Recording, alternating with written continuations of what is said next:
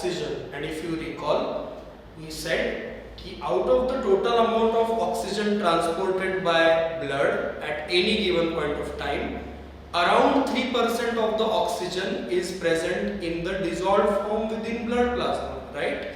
And remaining 97, that is predominantly the 97% of the oxygen is transported in association with hemoglobin lying within RBCs. Is it okay? Or you can say in the form of oxyhemoglobin, right?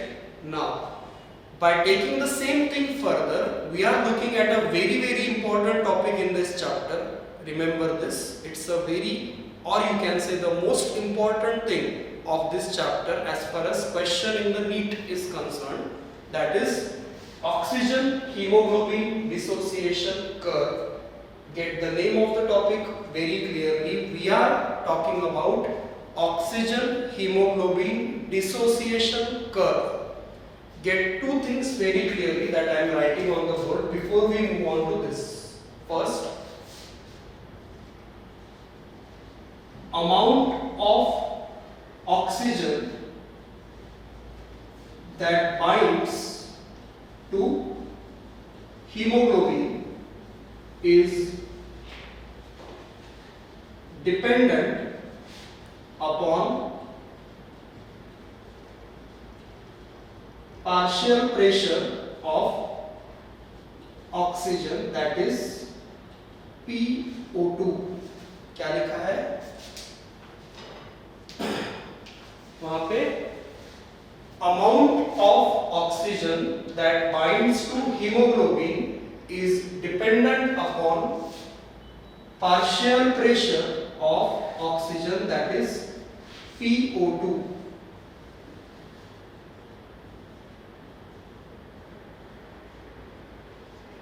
Okay, what we are saying again, amount of oxygen that binds to hemoglobin is dependent upon partial pressure of oxygen. And second thing, what we are writing is percentage of hemoglobin that is associated with oxygen at any given point is called as percentage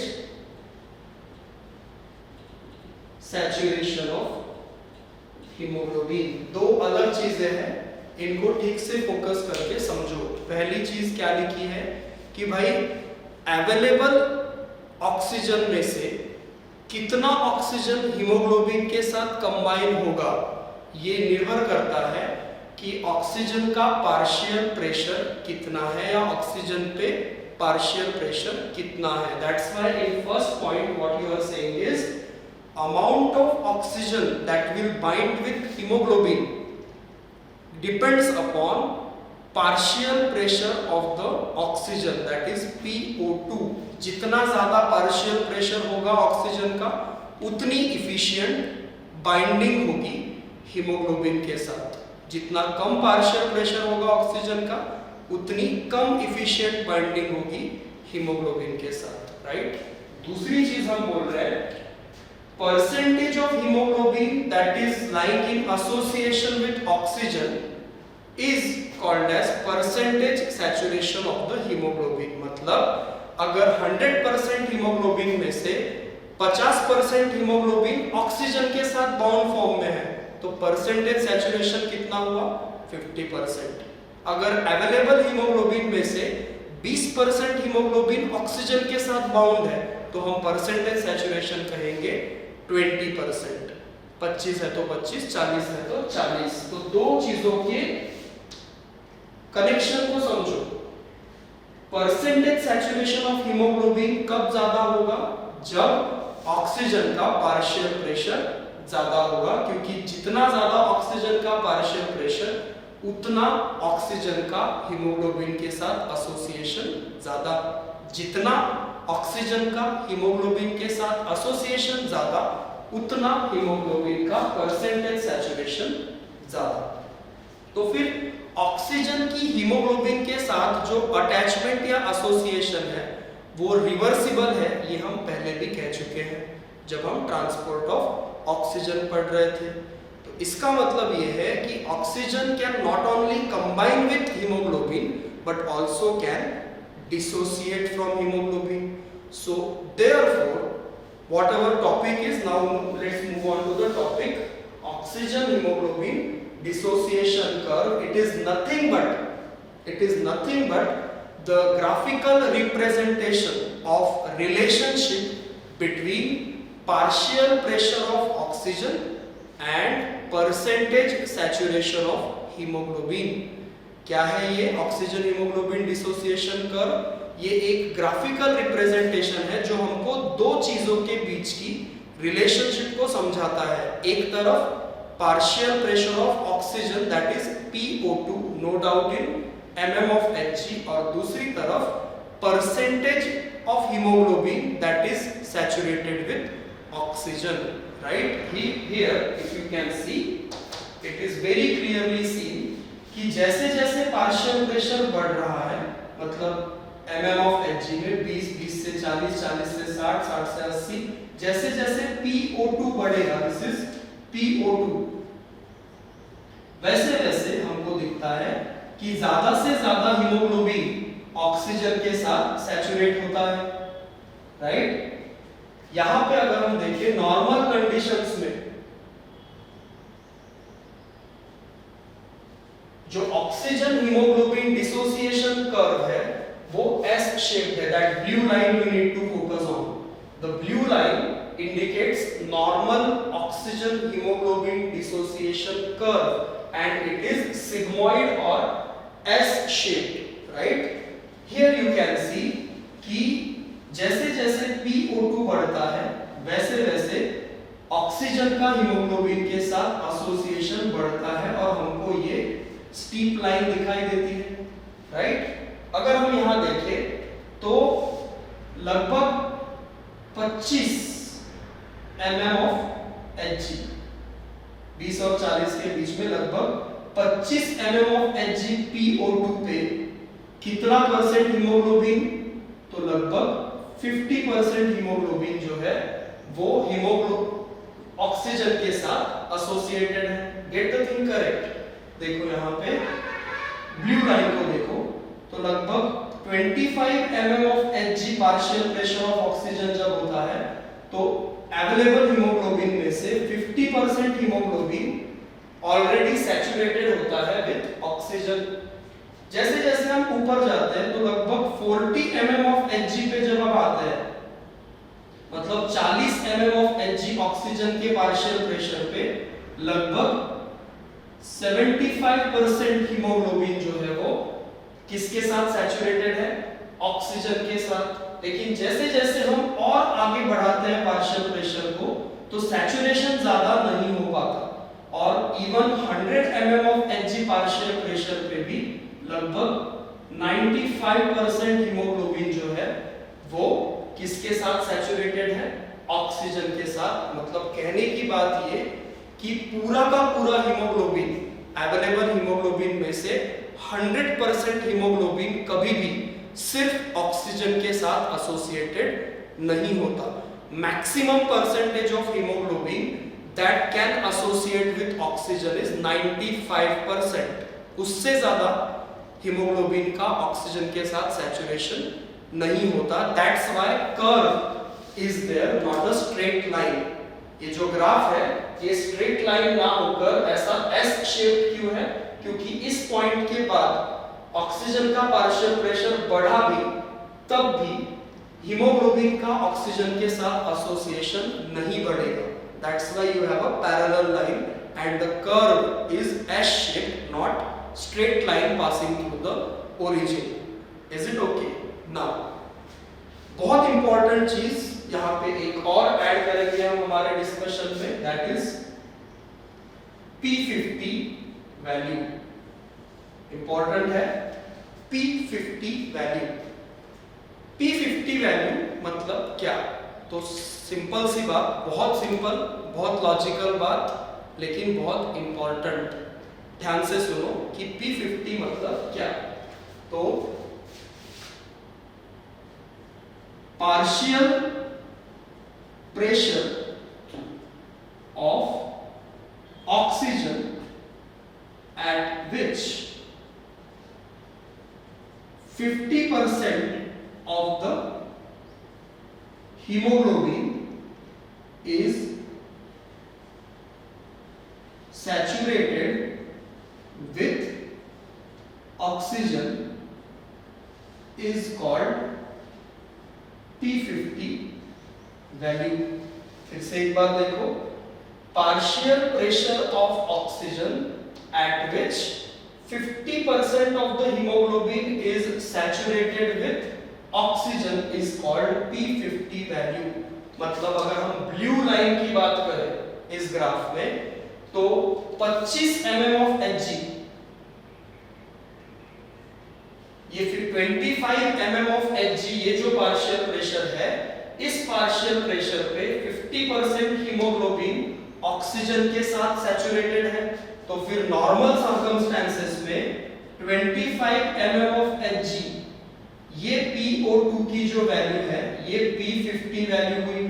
समझ में आना बात? फिर से एक बार definition को देखो कि partial pressure of oxygen eight which 50% of the available hemoglobin is saturated with oxygen is called as P50 value, and in normal circumstances, that is shown by blue line in the graph, 25 mm of Hg partial pressure is a P50 value. But there you can see the two different lines beside blue line. See, on the lower side there is red line, and on the upper side there is green line, which is shown in a broken manner. तो ऊपर देखो आप कि green line के लिए heading क्या है? Shift towards left. ठीक है ना? अगर इसको हम माने तो ये लेफ्ट और ये राइट। ठीक है ना? This side is right, this side is left in this curve, right? So don't compare it with heart. This is left, this is right. So shift towards right और शिफ्ट टुवर्ड्स लेफ्ट का मतलब क्या है? तो हम पहले भी बोल चुके हैं कि जो ब्लू लाइन है या जो ब्लू कर्व है, वो नॉर्मल सर्कमस्टेंसेस वाला कर्व है, नॉर्मल ब्रीदिंग कंडीशंस वाला कर्व है। लेकिन अगर एयर की कंडीशंस या इंटरनल कंडीशंस चेंज हुई, तो ऑक्सीजन का हीमोग्लोबिन के साथ होने वाला एसोसिएशन या डिसोसिएशन भी नॉर्मल नहीं रहेगा। तो कुछ कंडीशंस ऐसी हैं जिन कंडीशंस में ये जो ऑक्सीजन हीमोग्लोबिन डिसोसिएशन कर्व है, ये लेफ्ट की तरफ शिफ्ट होता है, और कुछ कंडीशंस ऐसी है जिन कंडीशंस में ये कर्व राइट की तरफ शिफ्ट होता है। तो फिर राइट की तरफ शिफ्ट होने का मतलब क्या है और लेफ्ट की तरफ शिफ्ट होने का मतलब क्या है, ये हमको समझना होगा। नॉर्मल कंडीशंस की बातें तो हमने अभी तक एक्सप्लेन की कि lower side of the curve indicates dissociation from the haemoglobin, upper side of the curve indicates association of oxygen with the hemoglobin. P50 value is value of partial pressure of oxygen at which 50% of the hemoglobin is saturated with oxygen. Now we need to describe in what conditions this normal blue curve shift towards left and in what condition it shift towards right. Is it okay? So we will have this discussion further. So till now we had a discussion about normal oxygen hemoglobin dissociation curve. Recall once again कि oxygen hemoglobin dissociation curve is nothing but a relationship or a graphical representation of relationship between two things. One is partial pressure of oxygen and other is percentage saturation of hemoglobin at a particular partial pressure of oxygen. Now in normal circumstances what happens is represented by blue line in a graph or blue curve in a graph, where you can see that initially there is a slow rise in the percentage saturation per degree rise in partial pressure of oxygen. Then it rises exponentially, and at this level the rise in the percentage saturation stops, means no further rise after 95% saturation of hemoglobin, even if you rise the partial pressure of oxygen. The P50 value in normal circumstances is about 25 mm of Hg, means at the partial pressure of 25 mm of Hg of oxygen you can have a 50% saturation of hemoglobin. But this curve, that is blue curve, can shift to right or shift to left or shift to right in different circumstances. Circumstances जानने से पहले हमको दो basic बातें समझना जरूरी है कि normal oxygen haemoglobin dissociation curve का लेफ्ट की तरफ शिफ्ट होने का मतलब क्या है और राइट की तरफ शिफ्ट होने का मतलब क्या है। तो राइट की तरफ मतलब जो रेड लाइन दिख रही है वो राइट है। राइट की तरफ शिफ्ट होने का मतलब है एफिनिटी है ऑक्सीजन और हीमोग्लोबिन के बीच की वो कम हुई है, और लेफ्ट की तरफ शिफ्ट होने का मतलब है कि ऑक्सीजन और हीमोग्लोबिन के बीच की एफिनिटी या अट्रैक्शन बढ़ा है। राइट, इसका साफ मतलब यह है कि राइट की तरफ शिफ्ट होना इन द सेंस हीमोग्लोबिन का ऑक्सीजन के साथ कम एसोसिएट होना, और लेफ्ट की तरफ शिफ्ट होने का मतलब है ऑक्सीजन का हीमोग्लोबिन के साथ नॉर्मल से ज्यादा एसोसिएट होना। नॉर्मल मतलब ब्लू लाइन। तो एक साफ साफ बात यहाँ पे समझ में आनी चाहिए हमको कि अगर नॉर्मल सर्कमस्टेंसेस में 50% हीमोग्लोबिन सैचुरेट होने के लिए 25 mm ऑफ Hg का पार्शियल प्रेशर चाहिए, तो राइट के लिए 25 से ज्यादा होगा कि कम? ज्यादा होगा, क्योंकि राइट के तरफ शिफ्ट होने का मतलब है एफिनिटी कम होना। तो 50% सैचुरेशन होने के लिए ज्यादा पार्शियल प्रेशर की जरूरत पड़ेगी। तो P50 वैल्यू जो है वो बढ़ेगी अगर कर्व राइट की तरफ शिफ्ट होता है। उसी के अपोजिट अगर ये कर्व लेफ्ट की तरफ शिफ्ट होता है, इसका मतलब है कि हीमोग्लोबिन और ऑक्सीजन की एफिनिटी बढ़ी है, तो कम पार्शियल प्रेशर में ही ज्यादा सैचुरेशन होगा। इसका मतलब ये है कि अगर oxygen haemoglobin dissociation curve left की तरफ शिफ्ट होता है तो P50 की जो वैल्यू है वो कम होगी। मतलब अगर हम 25 mm ऑफ Hg को स्टैंडर्ड वैल्यू माने नॉर्मल कंडीशंस में, तो कर्व के राइट की तरफ शिफ्ट होने से ये 25 से बढ़ेगी, और कर्व के लेफ्ट की तरफ शिफ्ट होने से ये 25 से घटेगी। कौन सी वैल्यू की बात कर रहे हैं हम? P50 वैल्यू की। तो आइए देखते हैं कि कौन सी ऐसी कंडीशंस है या कौन से ऐसे सर्कमस्टेंसेस है जिनमें ऑक्सीजन हीमोग्लोबिन कर्व राइट की तरफ शिफ्ट होता है, मतलब affinity of oxygen and haemoglobin कम होती है। As you can clearly see, पहली कंडीशन, कार्बन डाइऑक्साइड की मात्रा या कार्बन डाइऑक्साइड का पार्शियल प्रेशर बढ़ना, नॉर्मल से ज्यादा होना, इंक्रीज इन PCO2 वैल्यू, जो कि स्मोक या सफोकेशन जैसी सिचुएशन में हो सकता है या होता है। Increase in hydrogen ion concentration of the blood, मतलब ब्लड के pH का कम होना। ये तो समझ में आता है हमें कि हाइड्रोजन आयन कंसंट्रेशन के बढ़ने का मतलब होता है pH एसिडिक होना या घटना। तो pH कम होना मतलब हाइड्रोजन आयन कंसंट्रेशन का बढ़ना ब्लड में, partial pressure of carbon dioxide का बढ़ना, पार्शियल प्रेशर ऑफ ऑक्सीजन का कम होना। जैसे ऐसी जगह में हम गए सपोज जहां पे बंद है जगह, तो ऑक्सीजन कम होगा और कार्बन डाइऑक्साइड ज्यादा होगा।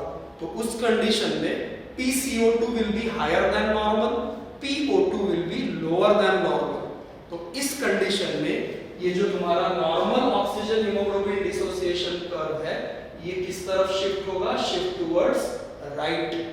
मतलब affinity between oxygen and hemoglobin will decrease and P50 value will increase, shift towards increased side. And another condition that is responsible for shift towards right is a increase in temperature. Temperature अगर बढ़ा बाहर का और body का, तो oxygen और haemoglobin के बीच का अट्रैक्शन या एफिनिटी कम होती है, जिसकी वजह से किस तरफ शिफ्ट होगा ये कर्व, टुवर्ड्स राइट। तो ये चार इंपॉर्टेंट कंडीशंस हैं जिसमें oxygen haemoglobin dissociation curve right की तरफ शिफ्ट होता है। फिर से एक बार देखो, कंटिन्यूअसली दिख ही रहा है वैसे, increase in the PCO2, decrease in the PO2, increase in H plus ion concentration or indirectly decrease in pH and increase in temperature are the reasons or circumstances in which the oxygen hemoglobin dissociation curve shift towards right। और जो भी circumstances या जो भी conditions shift towards right कराती है, वो सारी conditions कौन सी वैल्यू को बढ़ाएंगी, P50 वैल्यू को बढ़ाएंगी। ये क्वेश्चन मटेरियल हुआ। कैसे पूछा जाएगा, देखो इनडायरेक्ट क्वेश्चन कि which of the following conditions are responsible for rise in the P50 value. हमारा कॉमन लॉजिक क्या लगना चाहिए कि जो भी circumstances oxygen haemoglobin dissociation curve को राइट की तरफ शिफ्ट करती है, वो सारी कंडीशंस P50 वैल्यू को बढ़ाती है। अब इसका अपोजिट है शिफ्ट टुवर्ड्स लेफ्ट। पहले भी बता चुका हूं कि ऑक्सीजन हीमोग्लोबिन डिसोसिएशन कर्व का लेफ्ट की तरफ शिफ्ट होने का मतलब है ऑक्सीजन और हीमोग्लोबिन के बीच की एफिनिटी बढ़ना। और ये बढ़ेंगी कौन से कंडीशंस में, तो नो डाउट जो ऊपर पड़ी ना उसके अपोजिट कंडीशंस। देखो इंक्रीजिंग PCO2 की जगह अगर इंक्रीजिंग PO2 हुआ, मतलब तुम अगर बहुत फ्रेश एयर में या ताजी हवा में गए तो PO2 नॉर्मल से ज्यादा होगा, तो नो डाउट PCO2 कम होगा। तो increasing PO2 and decreasing PCO2 will shift the oxygen haemoglobin dissociation curve towards left. And यहाँ पे increase in hydrogen ion concentration या डिक्रीज इन पीएच था, यहाँ पे decrease in hydrogen ion concentration और increase in pH है। मतलब blood का पीएच अगर बढ़ा तो, या ऑक्सीजन का कंसंट्रेशन बढ़ा तो, या फिर CO2 का पार्शियल प्रेशर कम हुआ तो, या टेम्परेचर कम हुआ तो, जैसे कि विंटर में ऑक्सीजन की हीमोग्लोबिन के लिए एफिनिटी समर्स के मुकाबले ज्यादा होती है, राइट। और ये सब वो रीजंस है या वो सर्कमस्टेंसेस है जिनमें P50 की वैल्यू घटेगी, राइट। तो this is the thing you need to understand कि in what conditions of the body and external conditions the oxygen haemoglobin dissociation curve turns और शिफ्ट्स टुवर्ड्स राइट और shift towards left from the normal. That's why in a diagram or graph you can see the all three circumstances. Blue line represents normal curve, green represents shift towards left and red represents shift towards right. यहाँ पे भी हम देख सकते हैं कि ये देखो P50 की जो वैल्यू है वो ग्रीन के लिए कम होगी और तुम्हारे रेड के लिए ये 25 से ज्यादा होगी। तो वही तो हम कह रहे हैं कि shift towards right increases P50 value and shift towards left decreases the P50 value. एक और एडिशनल बात यहाँ पे इसी के साथ हम करते हैं, एक चीज है या एक टर्मिनोलॉजी है, बोहर्स इफेक्ट। ये जुड़ी हुई है शिफ्ट टुवर्ड्स राइट से। याद रखने के लिए हम ऐसा लिख रहे हैं कि जो बोहर्स इफेक्ट नाम की चीज है या जो बोहर्स फिनोमिनन नाम की चीज है वो किससे जुड़ी हुई है, शिफ्ट टुवर्ड्स राइट से। तो फिर से एक क्वेश्चन निकल के आता है कि which of the following conditions are responsible for Bohr's effect? So no doubt those conditions which are responsible for shift of oxygen hemoglobin dissociation curve towards right, but क्या सभी circumstances? नहीं, सिर्फ एक, increase in partial pressure of carbon dioxide. तो Bohr's effect क्या है? Shift of oxygen haemoglobin dissociation curve towards right due to increase in PCO2 is called as Bohr's effect or Bohr's phenomenon. Look at that definition again.